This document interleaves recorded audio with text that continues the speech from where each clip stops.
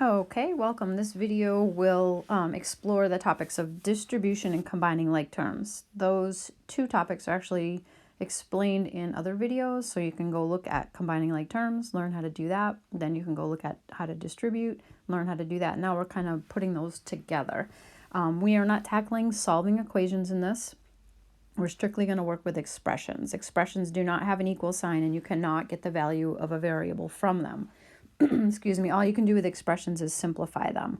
And distributing and combining like terms are some of the things that you can do to simplify. So let's say that we have something like this, and you are asked to simplify this. You can't evaluate it. We don't know what x is. We can't solve. We don't know what x is. We don't have any equal sign. So this is just an expression. So we can't really do anything until we remove the parentheses, and that means that we're going to distribute through with the 5.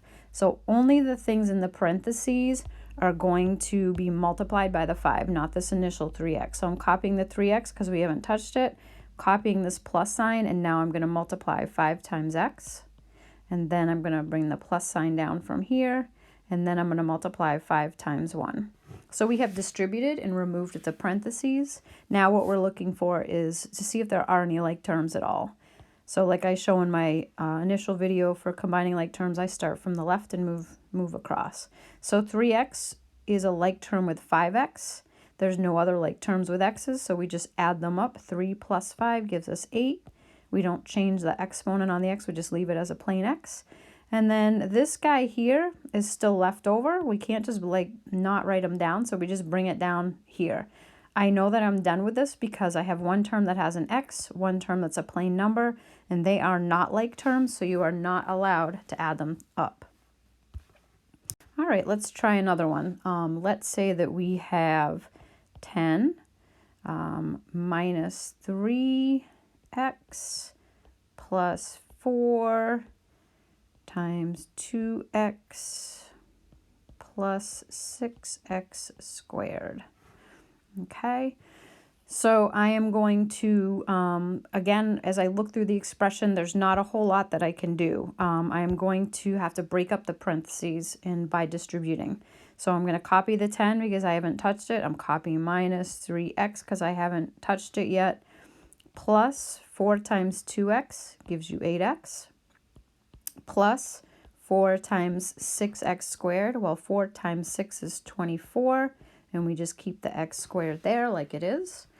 And now we're ready to look for like terms, okay? And I think, again, just starting from the left makes it really kind of organized. So 10, I'm looking for any other plain numbers. There are no other plain numbers, so I'm bringing that down to my answer. I'm going to put circles around my plain x terms. So I have a negative 3x plus 8x. This guy here has an x squared, so it's not a like term with the plain x terms. So we're going to leave that alone for a minute. And again, if you're struggling with adding and subtracting integers, grab a calculator. By circling your like terms like this, you now know that you have a negative 3 plus 8. And negative 3 plus 8 is going to give you a positive 5. Keep that x as the same variable. We don't change that at all when we combine terms. And then finally, we did notice that we had this 24x, trying to put a diamond around it there. It has nothing to combine with, so we just keep it in our answer. Okay, let's see. I think I could probably do a couple more problems. Let's say that we have 7a squared plus 3 times a plus 6a squared minus, I don't know, we'll do 10a. All right, again, when you are first presented with a problem, if you see parentheses and again, there's nothing between that 3 and the parentheses. There's no plus sign between them. There's no minus sign between them. So that's why I know I have to multiply through. The only terms that are going to get multiplied by the 3 are these. Okay, just the ones inside the parentheses. In the past, when I've taught, I've seen students just like they're unclear, like, does everything get multiplied by that outside number? Only the things inside the parentheses.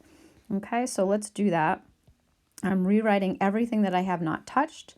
So I have 7a squared plus 3 times a is 3a plus 3 times 6a squared. Well, 3 times 6 is 18, and just attach that a squared. And now I need to copy that part because I haven't done anything with it yet. Okay, and now I'm going to look for my like terms. So I'm going to start with the left. Are there any other a squared terms? I see this guy, and I want to include that plus sign with it, so I know what I'm doing with it. 7 plus 18, that is going to be 25. And then I have a positive 3a minus 10a. So 3 minus 10 is going to give me negative 7, but I write it as minus 7 on that in my answer. So sometimes when these are sometimes the little things that aren't explained very well, but I have a 3a minus a 10a gives me a negative 7a, but when I incorporate it into my final expression, I'm going to take that negative sign and it becomes a minus sign. I don't write minus a negative 7a because that's counting it twice. All right, so you only want to count it once. I hope that wasn't confusing. Other than that, there's between distributing and combining like terms in an expression, that's about as complicated as it will get. Don't let the exponents throw you. They're just another way to you're not actually evaluating any exponents. They're just kind of there. All right, I hope that this helped.